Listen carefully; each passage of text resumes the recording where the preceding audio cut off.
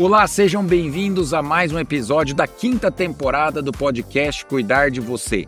Hoje nós estamos aqui com o Dr. Henrique Brito, que é amigo da casa, já está aqui pela 3ª ou 4ª vez, né, Henrique? Tudo bem? Tudo bem, prazer estar aqui mais uma vez. Obrigado. Sempre a gente responde com muito prazer estar aqui com vocês. Legal. Hoje nós vamos falar sobre os cigarros eletrônicos. Você já esteve aqui, falou sobre tabagismo, sobre embolia. Aliás, galera, clica no link que nós vamos disponibilizar aqui para vocês dos outros episódios, principalmente o de embolia e o de tabagismo, que vocês terão ótimas informações aqui que vão complementar o nosso papo.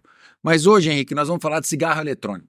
Cigarro eletrônico está na moda, crescimento exponencial, muita polêmica com relação à sua pertinência, se vale legalizar, se não vale, discussões em vários países. E aí eu gostaria que você começasse o assunto primeiro explicando o que é o cigarro eletrônico e quais tipos que existem de cigarro. Bom, vamos lá. Primeiro, obrigado novamente pela oportunidade. Cigarro eletrônico não é algo tão recente, é algo que já vem da década de 70, mas ele nunca pegou, nunca entrou na moda, né? Porque não era palatável, as pessoas que usavam eram poucas pessoas, não tinha realmente um gosto bom. Enfim, ele não pegou. Agora, de uns anos para cá, a indústria vai repaginando, vai se modernizando, vai atraindo uma população que já vinha com redução do consumo do cigarro, e o cigarro eletrônico voltou à moda, né? E o cigarro eletrônico atualmente está na 4ª geração. Então a primeira geração dele é mais antiga, que parecia realmente um cigarro convencional, ele tinha uma luzinha, ele imitava a combustão ali, o foguinho. Hoje ele tem vários, só fala de pendrive, tem o Juul, tem os pod, né? Então na 4ª geração eles vão se modernizando e vai se tornando mais agradável o paladar para quem usa, e também ele é mais bonito, né, esteticamente, então acaba sendo um item até de consumo. Eu quero personalizar o meu, faço isso, faço aquilo, então isso atrai o jovem, fora os aditivos que ele traz juntos, que também deixa o consumo mais agradável. Agora, tudo isso é muito perigoso, porque assim, qual que é a diferença do cigarro eletrônico para o cigarro comum, convencional? Ele não tem o tabaco, né? Ele não tem a combustão do tabaco. Ele faz mais mal, faz menos mal? Não é essa a discussão. A discussão é que ele pode fazer tão mal quanto, menos mal, ou mais, ou com maior malefício, mas ele faz mal. Em maior ou menor grau ele faz mal. Apesar de não ter a substância que o cigarro tem, né, ele tem outras substâncias que fazem mal, que agridem de várias maneiras o nosso organismo. O grande problema que une as duas substâncias, o cigarro convencional e o cigarro eletrônico, é a nicotina. Então a indústria não vende o aparelho para vocês, ela vende a nicotina. Ela vicia. A nicotina tem um alto poder de vício, de dependência química. Então, hoje a gente vê muitos pacientes com uma dependência grande de cigarro eletrônico, né? E entraram nessa porque tinha essa ideia, esse mito que era um dispositivo que era inócuo, que não fazia mal, que poderia ajudar a pessoa que usava o cigarro convencional a parar de fumar. Mas tudo isso é falácia, é mito. O cigarro eletrônico faz mal, faz muito mal. É um problema de saúde pública, tem que ser discutido, até porque você bem falou que a gente está aí no processo que existe até um projeto de lei no Senado para que se legalize, se normalize isso. A gente da área de saúde e da área respiratória é contra, e porque a gente sabe dos malefícios que a gente tem visto ao longo desses últimos anos nos pacientes. Inclusive a Anvisa ratificou essa posição de que a venda, a proibição da venda, da comercialização de cigarro eletrônico, agora em abril, maio desse ano, né? Foi. Desde 2009, tem a RDC de 2009 que já proibia a comercialização, importação, marketing, divulgação. O uso não é proibido, e agora foi no começo do ano, acho que foi ali por março, abril, não lembro exatamente a data. A Anvisa se reuniu novamente, deu um novo parecer e novamente ratificou que não deve ser legalizado, até porque os malefícios estão comprovados e são muitos, né? Ainda que exista uma pressão na indústria para que se legalize, né? Um lobby ali todo ali no Congresso Nacional. Você tocou num assunto ali que é assim, no início, a grande propaganda que se veiculou, até alguns países utilizaram isso, como Inglaterra, o Reino Unido, o Canadá, que para aqueles pacientes que eram tabagistas comuns, ou tabagistas do cigarro mesmo, tradicional, talvez o cigarro eletrônico seria uma forma de você migrar do paciente ou ajudá-lo a parar de fumar. né? Por quê? Porque, como você falou, ele, apesar dele ter a nicotina, ele não teria as outras substâncias do cigarro, isso ajudaria a fazer um mal menor ao paciente. O que existe de estudo sobre isso? Como é que isso foi desenvolvido? O pessoal está revendo isso aí, os países estão revendo essas coisas, como é que funciona?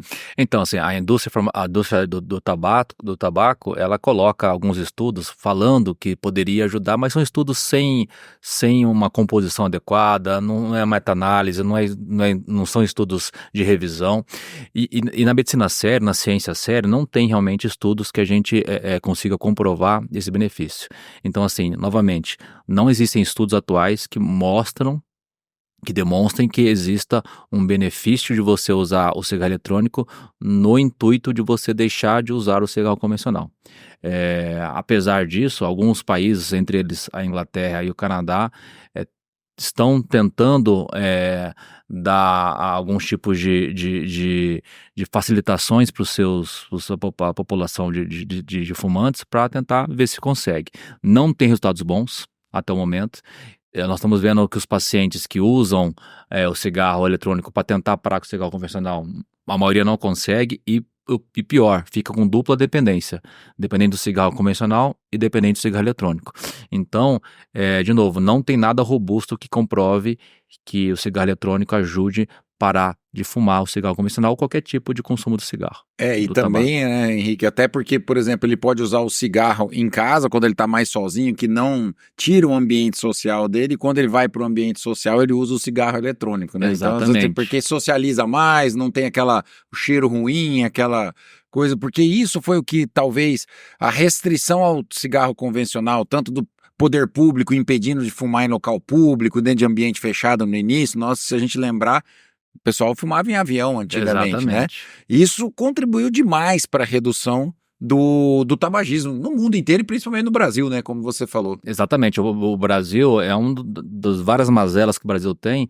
A gente tem um programa de controle do tabagismo que é muito elogiado no mundo afora, porque nós reduzimos ali uma população de adultos tabagistas na casa de 40% na década de 80, acima de 40%, para agora na casa de 10%.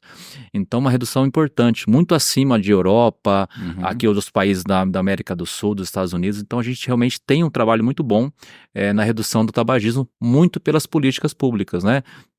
De taxação, de aumento de impostos, de propaganda negativa ou você dificultando propaganda, você não vê mais hoje ligadas a esporte, por exemplo, como vinha bastante, e também de você reduzir os locais que a pessoa pode fumar, quando falo de locais públicos, né?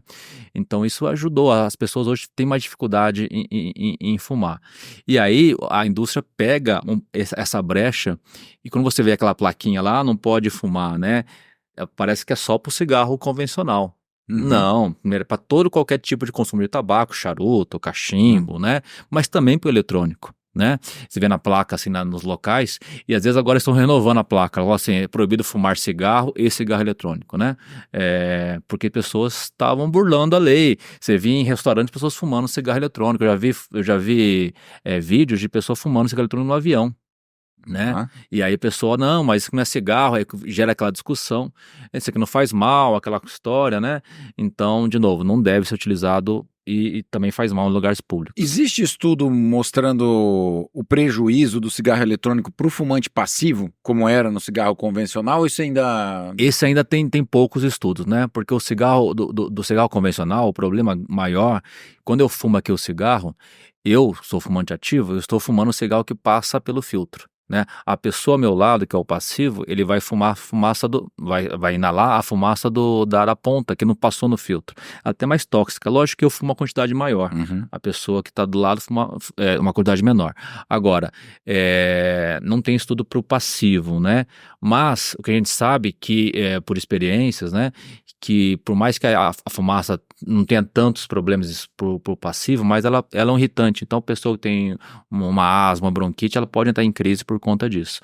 Então, tem que ter muita atenção, também coibir em locais públicos. E quais são os agravantes do cigarro eletrônico com relação às doenças pulmonares? O que elas podem desencadear? Por exemplo, em termos de, o que eu falo assim, de prejuízo das doenças respiratórias, como asma, bronquite, ou até com a indução de neoplasia, se isso já tem estudo comprovando. Então, tem uma doença, inclusive, já ligada totalmente ao cigarro eletrônico, chamada de EVALI. EVALI é uma sigla em inglês, quer dizer doença pulmonar associada ao cigarro eletrônico, né? Então, e-cigarettes and vapors associated lung injury, né? A EVALI é uma doença já documentada, já tem registro, tudo direitinho, né? Já vai entrar no CID. E ela é uma doença que causa inflamação pulmonar de menor ou maior grau. Além dessa entidade nosológica que é o EVALI, eu tenho outras doenças facilitadoras pelo cigarro eletrônico. Eu tenho aumento de casos de pneumonias, bacterianas, virais, predisposição a doenças neoplásicas no pulmão. Eu tenho também problemas ali no sentido de aumentar a hiperreatividade dos brônquios, né?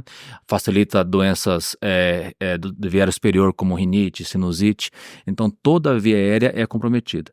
A gente já vi vários pacientes aí, teve recentemente um paciente jovem, rígido, né? Então, saudável, e que desenvolveu um quadro de H1N1, e que você não espera que um paciente desse venha a piorar. E ele era usuário de cigarro eletrônico. A nossa equipe acha realmente que, a gente tem essa ideia de que o cigarro eletrônico foi o agravante que levou esse paciente ao óbito, né? Então, de novo, ele enfraquece, ele deixa o pulmão mais suscetível a processos inflamatórios infecciosos, isso é muito ruim, né? Então a gente tem que combater, e não é só o pulmão, vários outros órgãos são acometidos pelo cigarro eletrônico.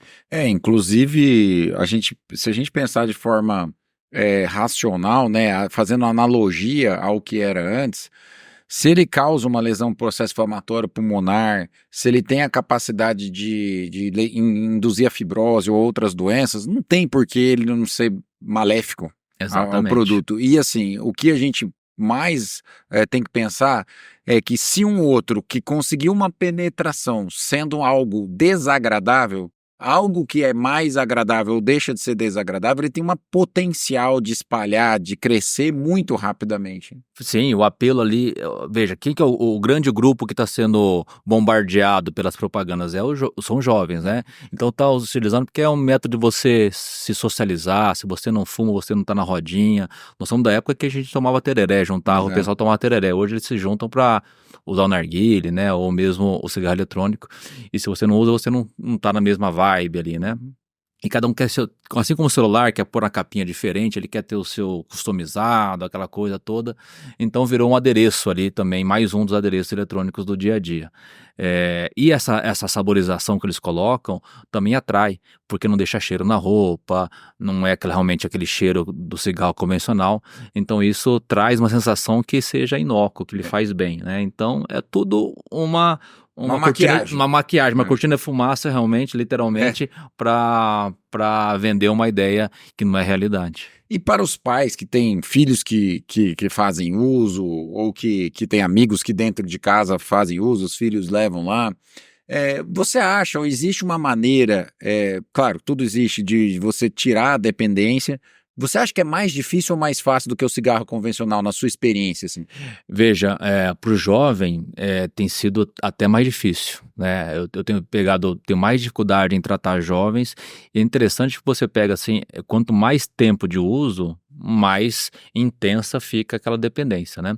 Mais os jovens que têm menos tempo de uso que um fumante, né, do cigarro convencional de 50 anos, só que assim, a quantidade é muito grande, né, que ele tem acesso. Então, eles estão no bolso toda hora, eles estão fumando isso.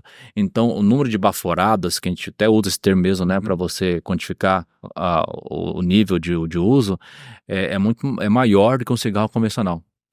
Isso assim, se você pegar, por exemplo, de todas as drogas, né, tirando o crack, o cigarro é o que causa mais dependência, né? Pegar maconha, álcool, cocaína. Por quê? Porque o cigarro, o convencional, ele é mais acessível. O cigarro está no meu bolso, está no porta-luva do carro, está no trabalho, está em casa. Eu posso fumar e trabalhar. Eu não posso, ou não deveria beber e trabalhar. Eu não posso fumar maconha e trabalhar. Então, o acesso é muito mais fácil. Então, a frequência com que eu uso cigarro é muito maior que as outras drogas. Por isso que ele gera uma dependência maior. E o cigarro eletrônico, ele está sendo uma frequência maior ainda que o cigarro convencional. As crianças, eu falo crianças porque realmente tem crianças ali, né, usando a partir da adolescência e adultos jovens que usam o dia inteiro aquilo, estão acordando de madrugada, porque o nível, a quantidade de nicotina é maior que o cigarro convencional. Tem mais nicotina e tem substâncias aditivas, são veículos que fazem com que ela chegue mais rápido ao cérebro. Então, é uma dependência maior e mais intensa. Então, isso é um problema. Num cérebro de adolescente, ainda com desenvolvimento, então ainda com uma fragilidade de muitas questões psíquicas, né? Então, realmente é preocupante. A gente tem ficado muito preocupado e a gente tenta combater isso veementemente. O tratamento, porque no cigarro convencional, muitas das vezes você aplica adesivo de nicotina para suprir a nicotina que o cigarro traz, tirando aquelas outras substâncias. Uhum. Para o cigarro eletrônico é a mesma coisa? O tratamento é semelhante ou tem alguma abordagem diferente assim do que o cigarro convencional? Até tem discutido isso, a gente não tem ainda uma diretriz bem definida, mas o que a gente sabe de estudos de caso, de relato de especialistas, de centros que estudam isso, é que vai ser a mesma linhagem do tratamento do cigarro convencional. Que eu tenho ali, basicamente, terapia de reposição de nicotina, e que aí eu tenho várias maneiras, adesivos, goma de mascar, pastilha, eu tenho até spray nasal, né, que você usa, e eu faço uma quantificação de quanto o paciente usa de nicotina e transformo isso na reposição dele e vou reduzindo gradualmente, semanalmente ou quinzenalmente ou mensalmente, depende de cada caso, eu vou reduzindo gradualmente. É isso. Associado a isso, eu faço medicações. A gente tem a bupropiona, que é uma medicação interessante, que a gente tem usado também para esse fim, né? A vareniclina, que é uma medicação muito boa no cigarro, ela foi proibida, aliás, ela foi descontinuada recentemente, já tem poucos anos, por problema de logística da indústria, mas talvez volte, né? Existe a cistizina, que é uma medicação que não tem no Brasil ainda, mas está sendo desenvolvida. Mas, na verdade, vai ser na mesma linhagem do tratamento do cigarro convencional, talvez com alguma particularidade e algumas doses maiores de nicotina. O efeito dessas outras drogas que não são a nicotina, elas estão associadas mais a controlar a ansiedade do paciente para o tabaco ou não? Por exemplo, a bupropiona, a medicação clássica que a gente usa, ela ajuda na ansiedade e na compulsão. Né? Que é compulsão, né? Por exemplo, eu tô com fome, aí eu tenho um prato de comida aqui, aí eu como um prato de comida e fico satisfeito. Agora, se tiver 3 pratos aqui, como os 3, não precisava comer os 3, só aquele um me satisfazia. Então, ele segura aquele ímpeto, né? De você ir além do que deveria fazer. Então, isso a bupropiona faz. A vareniclina é diferente, ela age no local onde a nicotina se liga no cérebro. Então ela engana o receptor, né? Então a nicotina ela vai lá no cérebro, entra no nosso lugar chamado locus coeruleus, né? E libera dopamina. Então o que faz a vareniclina, ela bloqueia a ligação da nicotina e ela mesma libera a dopamina, né? Então por isso que ela é superior à bupropiona. É como se você tivesse com a nicotina, mas sem estar com ela. Exatamente, né? Então muito interessante a medicação. Infelizmente, tem problemas aí de indústria, a gente não sabe exatamente o que aconteceu, mas era um problema da comercialização, de armazenamento, ela estava tendo uma instabilidade na molécula, e aí eles estão resolvendo isso, mas em breve deve voltar para o mercado. E eu acho assim, né, não sei qual que é a sua opinião, mas o grande ponto nessa situação toda, eu acho que é esclarecimento da população. Então, acho que o que a gente está fazendo aqui, mas eu acho que isso devia estar na escola, porque se a gente pegar os jovens, né, porque o indivíduo mais velho, ele tem até dificuldade com algo tecnológico, com essas coisas assim, não é como, mas assim, tem, mas o jovem ele é atraído por isso. Exatamente. Né? Então, assim, eu acho que as escolas, as universidades, essas coisas deveriam ser muito atentas a essa situação, chamar especialistas, chamar gente que entende do assunto para discutir isso, porque precisa ser discutido. Exatamente, assim, entender, fala de novo, não tem as mesmas substâncias que o cigarro, ok, tem a nicotina, né, que é o que une os dois, mas tem outras substâncias que são muito agressivas. Eu tenho lá formaldeído, eu tenho acetaldeído, eu tenho acroleína, eu tenho níquel da própria bateria.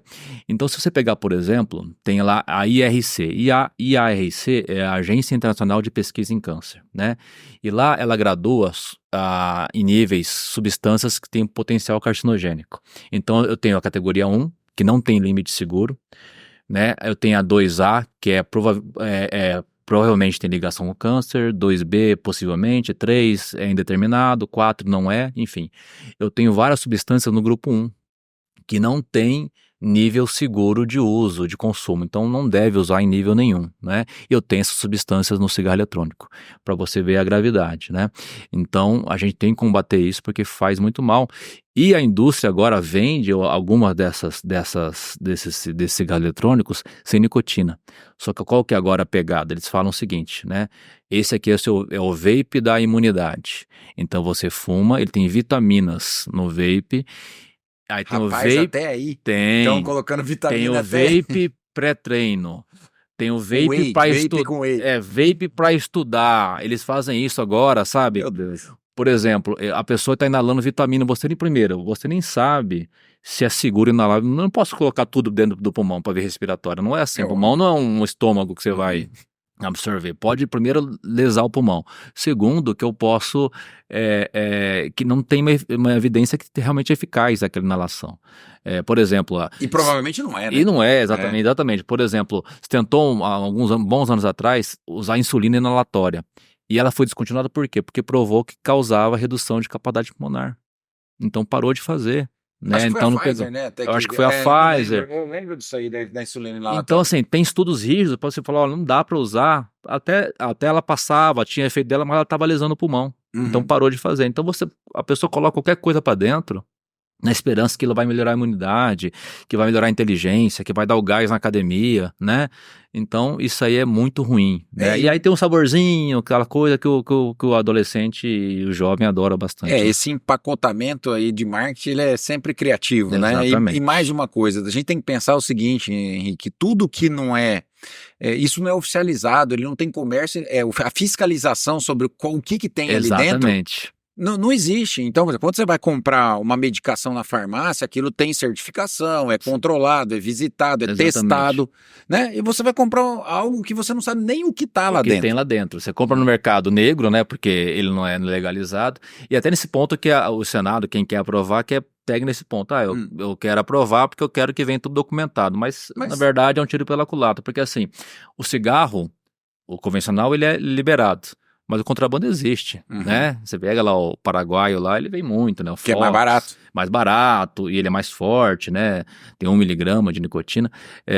Então, assim, mas realmente esse ponto, até para fazer estudo é difícil, porque você não consegue comparar um com o outro, porque eles têm composições diferentes. E cada um, e o fornecedor coloca o que ele quer ali na composição, né? Então não é legalizado, ele não tem que, né, se reportar a ninguém. Então fica elas por elas. Então, realmente, a pessoa está inalando alguma coisa que ninguém sabe o que é. Henrique, para a gente estar encaminhando para o final, mas eu queria te fazer uma pergunta. A sua opinião pessoal e da Sociedade de Pneumologia.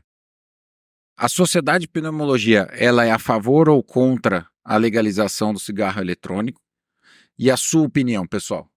A minha opinião pessoal, que é a mesma da Sociedade de Pneumologia brasileira, né, SBPT, ela é veementemente contra o cigarro eletrônico. Aliás, qualquer tipo de consumo do tabaco, né, e também o cigarro eletrônico não tem tabaco, a gente é contra, a gente luta para que cada vez mais se use menos, né, a gente pega ali das grandes mazelas que teve a Covid, né, dos pontos positivos que teve a Covid foi a redução do narguilé, porque o narguilé as pessoas compartilhavam, então o narguilé ele reduziu por conta da pandemia, só que nesse meio termo o cigarro eletrônico ganhou uma projeção muito grande, né?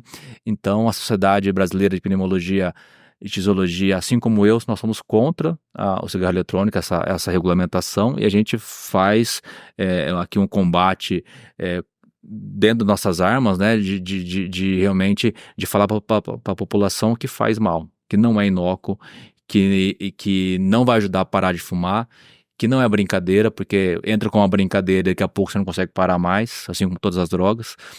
Então deve ser desestimulado. Então tirar realmente essa máscara da indústria tabagística e mostrar que realmente o cigarro eletrônico faz muito mal à saúde.